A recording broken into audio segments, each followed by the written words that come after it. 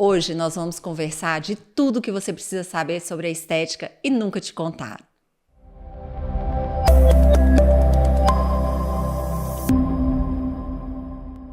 Eu sou Renata Fontani, especialista em pele, e hoje nós vamos conversar com o Dr. Ricardo sobre as coisas que tem na estética que falam pra gente se é verdade ou se é mentira. E aí, Ricardo, topa esse desafio? Claro, Renata, vamos lá.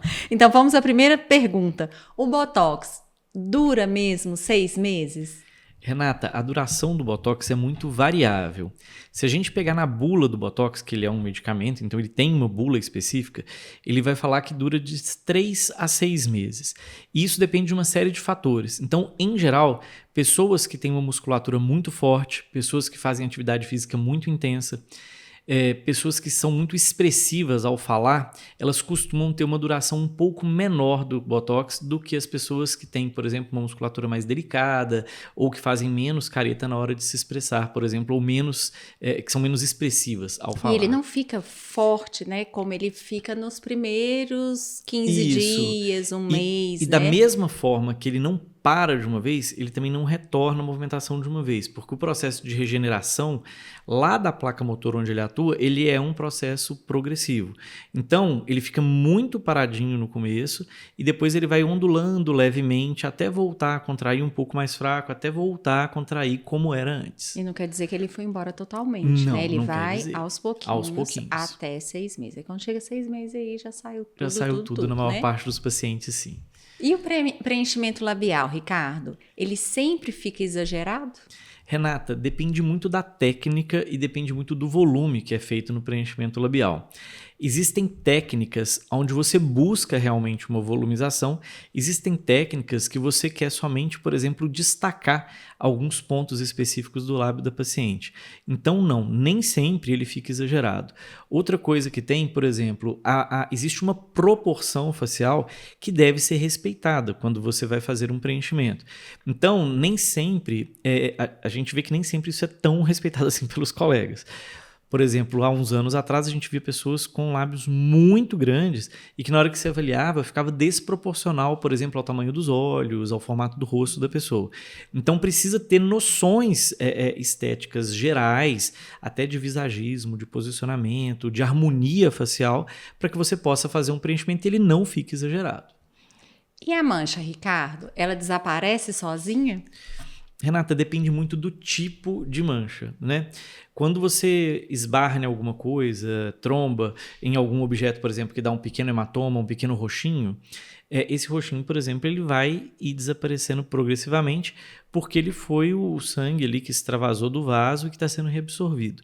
Mas uma mancha, por exemplo, de sol, uma mancha, por exemplo, de medicamento que fez algum efeito colateral e depositou na pele, algumas manchas que são doenças específicas, patologias, uma pinta nova que surgiu, ela não vai desaparecer sozinha. O melasma, por exemplo, não vai desaparecer. Então depende muito de que tipo de mancha que a gente está falando, né? É um paciente que está mais pigmentado por exposição solar. Provavelmente ele vai clarear de novo naturalmente com o tempo. Mas é um paciente que a exposição solar gerou um melasma. Ele não vai desaparecer sem um tratamento específico.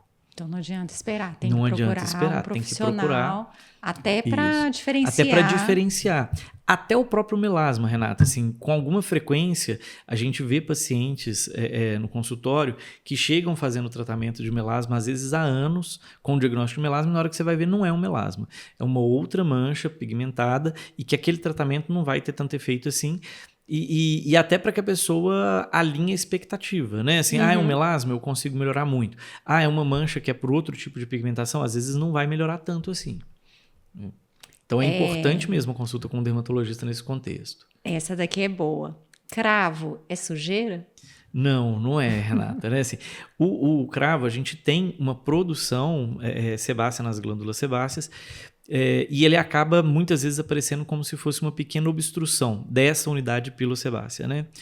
E quando a gente tem essa pequena obstrução ali dessa unidade, pode ter aqueles comedos fechados que a gente chama, que são aquelas bolinhas mais escuras, mais fechadinhas, e pode ter até, num segundo momento, uma espinha, uma formação, uma infecção associada. Ele acaba oxidando também, Sim. né? Muitas vezes começa com a produção sebácea clarinha, E o que acontece é exatamente isso. À medida que ele vai oxidando, ele vai tendo uma coloração mais escura na superfície e dá aquela impressão de pretinho, Tá de uma sujo, sujeira né? no local. Mas, na verdade, aquela cor é da oxidação, né? Ótimo.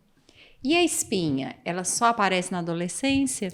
Não, não é. Infelizmente, né? Infelizmente, a gente tem múltiplas causas de espinha. Das causas mais frequentes, a gente tem a acne tradicional, que é uma doença muito mais prevalente em adolescentes, sim. Mas a gente tem a acne da mulher adulta, que é uma alteração que tem a ver com um pouco com a parte hormonal, que pode acontecer em mulheres mesmo depois que saem da adolescência. Você pode ter quadros de acne grave em homens que ultrapassam o período da adolescência e você pode ter quadros de acne que são associados, por exemplo, a ciclo menstrual, associados ao uso de medicamentos, associados à alimentação, associados a excesso de umidade local, como, por exemplo, na época do Covid, que a gente usava máscara muito abafada. Contato, então, né? Acne de contato com substâncias. Então, existem algumas cosméticas. Sim. Então, não é exclusivo da adolescência. Não.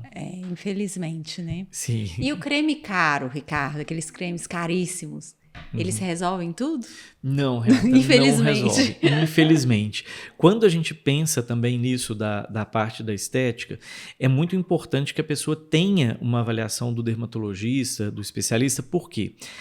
Às vezes, a queixa do paciente, ela é uma queixa que o creme vai conseguir resolver. Às vezes, aquela queixa é uma queixa que um procedimento com tecnologia vai resolver. Às vezes, aquela queixa é uma queixa que um bioestimulador, um botox, um preenchimento, um injetável vai resolver. Às vezes, aquela queixa é uma combinação de fatores nos quais você vai precisar de várias coisas, inclusive do creme. Né? Assim, e a gente tem uns cremes que são caros, que a gente tem um irmãozinho, às vezes... muito mais acessível e muito eficiente. Tem pessoas que querem uma exclusividade, querem um cheiro mais exclusivo, Isso. luxuoso, e aí acaba pagando, às vezes, mais por essa exclusividade do que pelo que esse creme vai fazer de diferente. Né? A gente vê muito isso. A variação de preço, ela tem a ver com o princípio ativo, mas ela tem muito a ver com a cosmética do produto. Então, por exemplo, às vezes a gente tem produtos que são não tão caros e que são muito eficazes. Por quê? Porque a concentração é adequada, a indústria que fabrica é uma indústria boa, que tem realmente aquele produto ali. Às vezes ele não tem uma patente. Não tem uma patente, vigente, então às vezes ele né? tem um custo que é melhor. E a gente tem produtos, às vezes, que tem uma estética muito boa e uma cosmética muito boa. Por exemplo, é um produto para cabelo que deixa o cabelo extremamente cheiroso, extremamente brilhante, extremamente penteável. Então isso tudo faz diferença, né? Assim, às vezes, para queda, eles são iguais. Vamos pôr um produto para queda, mas um melhora a queda e o outro melhora a queda e o aspecto. Eu já tive um creme que a cor dele era exatamente a mesma cor da embalagem. Então, ele era um creme caro, mais pela estética do próprio produto do que o que tinha, claro, lindo, cheiroso, uma furta cor, mas provavelmente tinha outros mais dependendo do baratos contexto, faz alguma diferença, assim. Você pega, por exemplo, às vezes é um produto que tem um princípio ativo que irrita um pouco a pele, mas é um produto mais caro que junto dele vem um hidratante, vem um produto que dá uma textura mais aveludada, por exemplo, da pele. Então, acaba que isso dá mais conforto para o paciente. Então, isso é muito individualizado, né? Assim, você tem vários preços, mas tem várias demandas também, né? Assim, pontos positivos e negativos, né? Você tem que ver se vale a pena a quantidade de dinheiro que vai gastar por aquele benefício que o creme está te trazendo. E a água? Beber água elimina rugas? Não, Renata, eliminar não elimina. Mas se infelizmente. Mas se você não bebe nada de água também, você tem uma certa desidratação da pele e tem uma chance maior de envelhecimento da pele. Mas não significa que beber vai te garantir ter uma pele sempre hidratada e sempre saudável. Se você já está com a ruga, você beber a água, não vai embora, infelizmente. Não vai embora, infelizmente. Procedimentos substituem os cuidados em casa? Não substituem, Renata. Os procedimentos, eles são complementares, né? Assim, por que eu falo isso? Porque as origens são diferentes. Então, por exemplo, se eu tenho uma linha de expressão que ela vem por uma movimentação excessiva daquela região, e é uma região onde eu poderia fazer uma paralisação e teria benefício, às vezes eu vou usar uma toxina botulínica, por exemplo. A toxina botulínica ela vai melhorar a ruga, mas ela não melhora, por exemplo, a cor da pele, ela não melhora o desaparecimento de manchas, ela não melhora a textura da pele em si. Então, para essas outras queixas, você vai ter que fazer algum tratamento complementar. Seja uma tecnologia, seja um outro produto, um bioestimulador, ou um bom skincare, por exemplo, que vai melhorar a qualidade da epiderme, diminuir manchas, melhorar o aspecto e o viço da pele. E ele vai evitando algumas coisas, Sim. como o protetor solar, por E um exemplo. E um bom cuidado, uma pessoa que usa protetor solar, que deixa uma pele bem hidratada, a chance de você ter o envelhecimento da pele é menor. Na verdade, você lentifica um pouco o processo. A gente tem, no processo de envelhecimento da pele, um envelhecimento que é pela própria idade, você tem um envelhecimento que é acelerado pela exposição solar, que a gente chama de fotoenvelhecimento, e você tem envelhecimento por outras toxinas, outros fatores ambientais que poderiam piorar isso, além dos fatores genéticos. Então, por exemplo, o protetor solar, ele lentifica o fotoenvelhecimento. Por mais que você vai ter o envelhecimento da idade, da genética, pelo menos a parte da luz você está segurando ele um pouco. Esses outros produtos também que aceleram, por exemplo, a renovação celular, eles fazem a mesma coisa, eles acabam segurando um pouco mais esse processo de envelhecimento da pele. E a gente tem que lembrar também, Ricardo, que a estética, ela vem no intuito também de o paciente demorar mais a fazer uma cirurgia plástica, a fazer um procedimento. Então, se ele tem uma boa orientação, ele vai demorar mais a fazer esses procedimentos mais invasivos, cirurgias, Exato, né? que são E que a estética não é uma cirurgia, né? Mas ela pode jogar a cirurgia muito para frente. Como está acontecendo, exatamente. né? As pessoas se operavam bem antes. Se a gente pensar hoje, assim, há 10 anos atrás, o número de cirurgias efetivas que um cirurgião plástico fazia era muito maior proporcionalmente do que hoje. Mesmo os cirurgiões plásticos fazem muitos procedimentos minimamente invasivos, né? E fazem também os procedimentos cirúrgicos, né?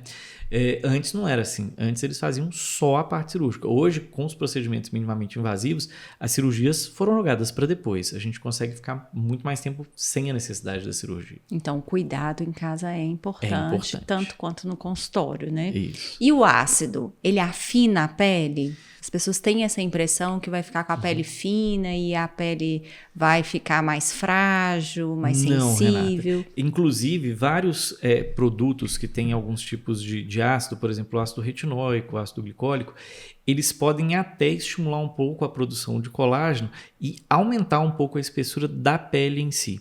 O que eles fazem é uma renovação celular mais rápido, então as camadas mais superficiais da pele, elas acabam descamando ou liberando mais rápido, mas eles estimulam ir embora de qualquer forma. Mas ele estimula que essas camadas de baixo se regenerem mais rápido e formem de novo essa pele. E tem uma certa produção de colágeno que ajuda a firmar um pouco a pele. Então eles não afinam, não. Se você pegar em termos de espessura propriamente dita, não. E a pele oleosa, não precisa de hidratar? Precisa de hidratar, Renata. Assim, a oleosidade ela tem muito mais a ver com a produção do sebo do que com a própria hidratação da pele. A gente sabe que a cobertura pelo sebo ela atrapalha um pouco a perda, vamos dizer assim, de água pela pele. Ela protege, entre aspas, um pouco para que você não tenha uma desidratação tão intensa, mas ela não garante uma hidratação plena da pele. Então, mesmo a pele oleosa, ela merece cuidados. Né? Ela não dá para você hidratar excessivamente e especialmente não usar produtos que são muito comedogênicos, porque às vezes você tem alguns hidratantes que eles são muito oleosos, que eles piorariam assim a qualidade da pele no sentido de aumentar o risco de acne ou de oleosidade. Mas você tem muitos produtos que são hidratantes que não são oleosos, e esses são muito bem-vindos para a pele oleosa. É importante, né, a gente tomar cuidado com a internet, porque do mesmo jeito que tem informações certas, sim, existem as informações erradas também, né? Informações às vezes dadas por pessoas que não entendem muito do que estão falando. E é importante a gente desmistificar isso, né? Para que o nosso paciente possa tratar da pele bem e que faça procedimentos muito invasivos bem mais velhos, Exatamente. com mais idade, não seja E uma coisa que tem que fazer. Uma boa qualidade de vida. E às vezes nem fazer. E às vezes nem fazer. Exatamente. Né? Obrigada. Com o avanço da tecnologia, cada vez mais a gente vai poder postergar esses procedimentos mais invasivos. Já estamos, né? Já estamos. Você vê que hoje as pessoas mais velhas, se comparado a alguns anos atrás, não parece que tem a mesma idade, né? Sim. Então, eu acho que a gente está indo no caminho certo, né? Sim, com certeza. Ô, Ricardo, foi ótimo conversar com você, esclarecer, né, esses mitos que ficam aí pela internet. Espero que vocês também tenham gostado e a gente se encontra no próximo podcast.